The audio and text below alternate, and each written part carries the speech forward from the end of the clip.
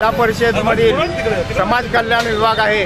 त्या समाज कल्याण विभागामध्ये शासनाकडून जो प्रत्येक वर्षाला जो निधी दिला जातो, मागासवर्गीय शिष्यवृत्ती 5वी ते 10वी या मागासवर्गीय विद्यार्थ्यांच्यासाठी शिष्यवृत्ती मिळते।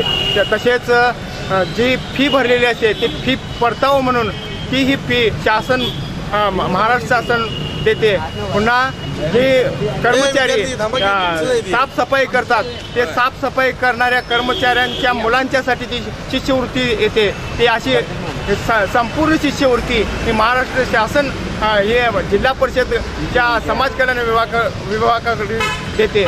पण तो निधी या जिल्हा परिषदमधील समाज कल्याण खातं आहे, त्या खात्यामधील समाज कल्याण अधिकारी आणि तेथील जे कर्मचारी सगळ्यांनी मिळून तो निधी शिष्यवृत्तीचा मागासवर्गीयांच्या शिष्यवृत्तीचा निधी हडप केलेला आहे। आणि म्हणून पीपल्स रिपब्लिकन पक्षाच्या वतीनं हे निदर्शने करण्याचा कार्यक्रम आयोजित केलेला आहे। या